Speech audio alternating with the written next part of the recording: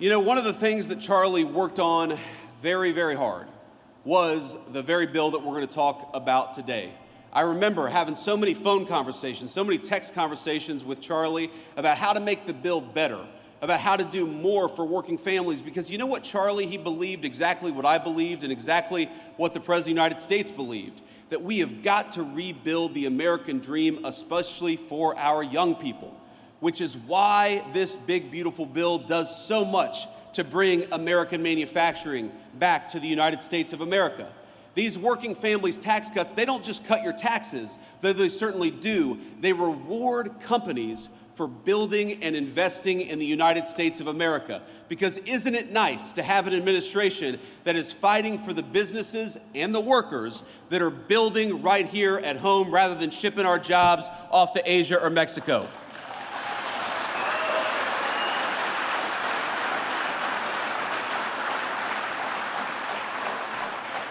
We fought for no taxes on overtime and no taxes on tips because we want you to keep more of your hard-earned money. We fought for an increase to the child tax credit because we want to make it easier for young families to bring new life into this world and to raise that new life in security and prosperity and comfort. The working families tax cut is not just a big 1,000-page bill, it is an important part, maybe the most important part, to restarting the American dream in this country. Wouldn't it be nice to have a president, and now we do, who builds in America rather than rewards companies for shipping jobs overseas? Wouldn't it be nice to have an administration that actually gives you more of your hard-earned money rather than taking more of it for hard-earned or for government bureaucrats? Wouldn't it be nice to have an administration that fights for your ability to keep more money in your pocket? Wouldn't it be nice to have an administration that punishes corporations that ship our jobs overseas, but rewards businesses for building right here in the great state of Michigan? That is what we promised to do, and that is what we're doing every single day.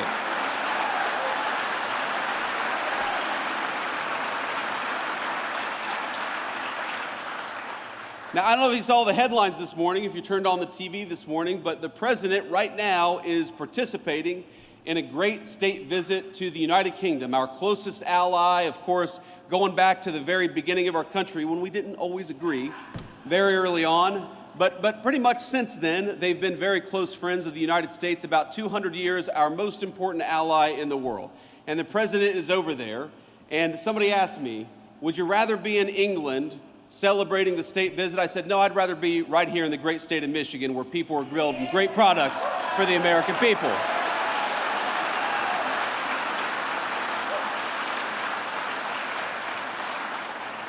So with all due respect to our great president and all due respect to the King of England, I am so proud to be right here where I am today, with all of you talking about all of the ways in which we can continue to build an America that works for normal Americans again. And that means a lot of things.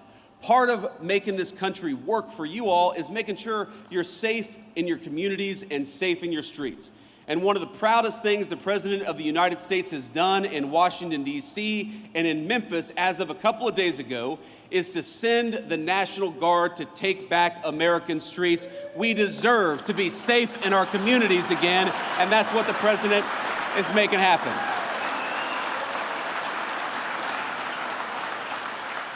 And it's so funny, you go to these places and, you know, the TV cameras, very often the fake news media, all due respect to the fake news. We love them, even when we don't.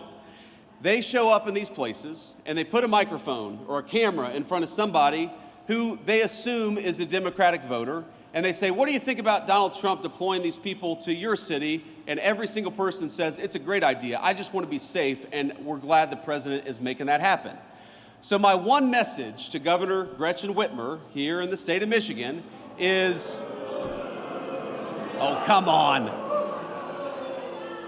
My one message to Gretchen Whitmer is, look, the city of Detroit we know has got some serious crime problems, and we know that it's the people in Detroit who suffer the most when crime is allowed to run rampant all over city streets. Gretchen, we are happy to send the National Guard to Detroit, Michigan. All you got to do is ask.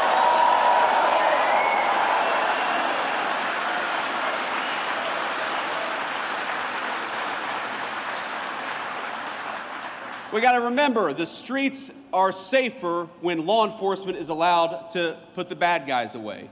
And just as we want to protect your job and we want to make sure you have a good wage when you work hard, we also want to make sure when you go home, you can enjoy your neighborhood and enjoy your community and safety. You know what else we want to do? We want to make sure that our young people stop dying of this terrible poison, this fentanyl and other drugs that are being brought in by these cartels.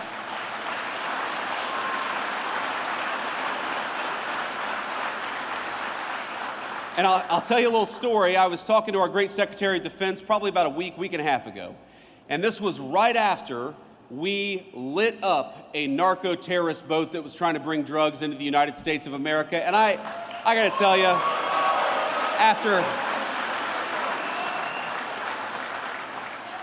I am a child of the war on terrorism era. I served, just as Tom did, in our military. I deployed to Iraq as a United States Marine, a young enlisted United States Marine. I am proud to have a president who is sending our military to light up the cartels that threaten our people in our own backyard. That's where the military belongs, if they belong anywhere.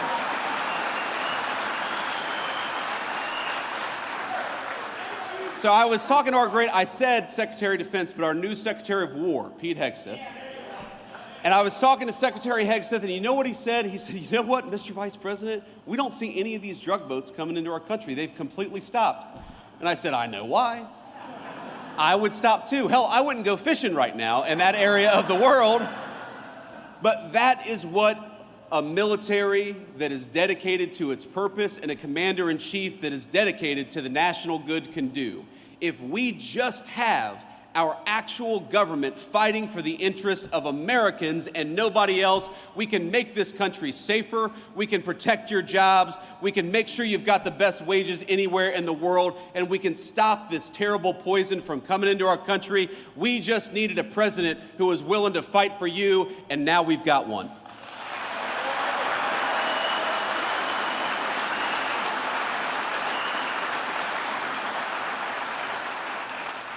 So let me leave you with this final thought here. Look, I grew up in a community, you heard Secretary Chavez DeRimmer mention this, that I grew up in a community where the American dream seemed to be disappearing, where the jobs were getting shipped overseas, where the factories were closing down. I remember driving around my hometown, Middletown, Ohio, and we'd see some abandoned factory, and my grandfather would tell me what used to happen there, what good jobs used to happen there, what good wages used to provide for families there. And I remember thinking, why is it like this?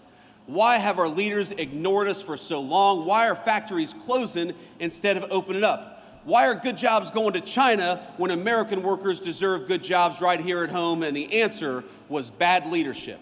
Just as our leadership chose crime, they also chose to ship your jobs overseas. Just as they chose to send our young men and women to foreign wars all over the world, they refused to stop the cartels that were operating right here in our backyard.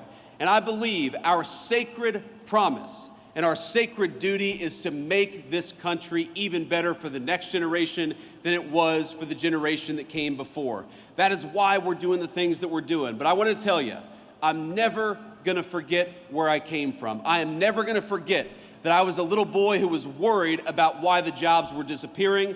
I'm never going to stop fighting for the auto workers to have good jobs right here at home. I'm never going to stop.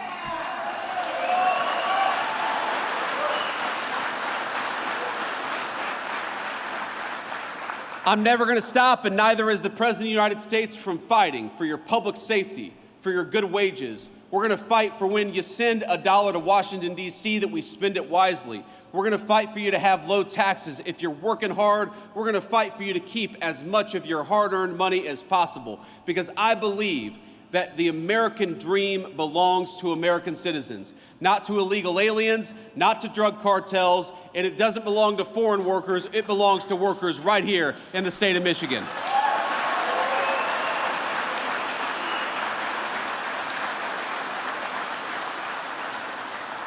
So I hope you remember, when you're voting in 2026, you have a choice between somebody who tried to fight for the illegal aliens and somebody who tried to fight against the drug cartels. You've got a choice between somebody who is trying to get good law enforcement officers to be able to do their job and those who demonized our cops and demonized our National Guardsmen. You've got a choice between politicians who shipped your jobs overseas and politicians who fought to keep good American jobs right here at home. Ladies and gentlemen, in November of 2026, we are going to have to make a choice. Let's make it for America, for our workers, and for our families. God bless you all, and thank you for having me.